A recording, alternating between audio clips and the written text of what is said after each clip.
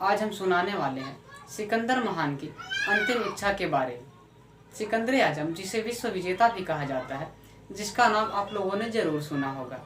एक समय की बात है जब वह पूरे संसार को जीतकर उत्तर पश्चिम नदी भारत के व्यास नदी के पास आया तो उसकी फौज ने उसे आगे बढ़ने से मना कर दिया। मजबूरन सिकंदर महान ने अपनी फौज का बात मानकर पीछे की ओर लौट पड़ा।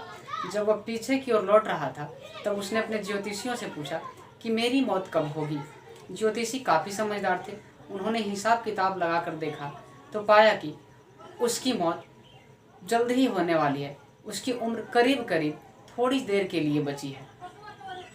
उन्होंने उसे कहा कि आपकी मौत तब होगी जब आसमान सोने का होगा और ज़मीन लोहे की होगी। यह सुनकर सिकंदर नाचने लगा, खुशी से झूम उठा। उसने कहा कि फिर क्या फिक्र है, मैं तो मरूंगा ही नहीं।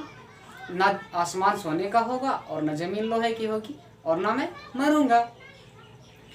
एक समय की बात है जब वह शेषवान के रेगिस्तान से होकर फारह जा रहा था तब उसे मलेरिया हो गया और उसने फिर भी आगे चलना जारी रखा। चूँकि रेगिस्तान था, ज्यों ही आगे बढ़ते गया उसका बुखार और तेज होता गया। उसने अपने वजीर से कहा कि मुझे बुखार तेज हो रहा है, मुझे लगता है अब नहीं चला जाएगा। उसके वजीर ने कहा, राजन 3-4 मील और चल लीजिए, शायद आगे कोई पेड़ मिल जाए तो आराम कर लिया जाएगा।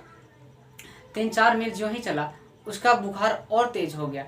उसने फिर वजीर से रोककर वही बात दोहराया कि अब मुझसे एक कदम भी नहीं चला जा सकता है, इसलिए मैं नहीं चलूँगा। और वह घोड़े से उतर गया। घोड़े पर से उतर कर उसने बोला कि यह लो, तुम संभालो घोड़ा और आगे चलने का प्रबंध करो या मुझे आराम करने का प्रबंध करो। वजीर ने इधर उधर चारों तरफ देखा तो उसे एक भी पेड़ नहीं दिखाई दिया। पेड़ का नामो निशान नहीं था। और उस समय गर्मी बहुत तेज थी, दोपहर का समय था, इसलिए उसे कुछ उपाय न सूझा। उसने अपना जीरा बख्तर, जो एक लोहे का कोट होता है, उसे उतार कर नीचे बिछा दिया, जिसमें रेशम की तहें होती है, जिससे शरीर को नहीं चुभता है और ना उसमें गोली असर करता है और ना ही किसी हथियार असर करता है। और उसी पर सिकंदर महान को लिटा दिया। चूँकि धूप थी, नीचे तो उसे आराम करने के लिए मिल गया, लेकिन ऊपर से राजा का सोने का जो ढाल है उसे सर के सामने कर दिया, जिससे उसके सर पर धूप ना लगे, छाया रहे। अब जब इंसान की मौत नज़दीक आती है तो उसे पता चल जाता है। महान सिकंदर को लग गया कि अब जो ढाल है सोने का ऊपर है, जो आसमान बन गया, और जीरा बख्तर जो लोहे का कोट है ज़मीन बन गया। अब हमारी मौत होगी। अतः ज्योतिषियों का कहना सच हो गया।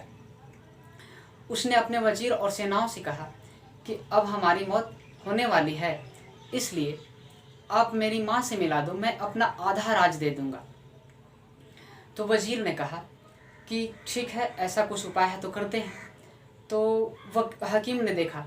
जब हकीम ने देखा तो उसने कहा कि अब आपकी उम्र बहुत कम समय के लिए बची है, इसलिए और कोई उपाय नहीं है। उसने फिर से कहा कि हे वैद्य, तुम मेरा पूरा का पूरा राज्य ले लो, लेकिन मुझे मेरी माँ से मिला दो, उससे एक रोटी मांग कर खा लूँगा। वैद्य ने कहा कि आप अब एक क्षण भी जिंदा नहीं रख सकते हैं, आप एक श्वास भी नहीं ले सकते हैं, चूँकि आपकी मौत अब नज़दीक आ गई है, इसलिए आप कुछ नहीं कर सकते हैं। सो दोस्तों, सिकंदर महान उस समय सुनकर बच्चे की तरफ फूट फूट कर रोने लगा, क्योंकि वह अपनी माँ से नहीं मिल सकता था। इसलिए दोस्तों, यह मानव जीवन हमें बहुत कठिन से मिला है, बहुत तपस्या से मिला है, यह बहुत अमूल्य है। इसलिए हम अपने लोगों को चाहिए कि अपने मानव जीवन का सदुपयोग करें, अच्छे कर्मों में इसे बिताएं। अच्छे कर्म करेंगे तभी लोग आपको याद करेंगे।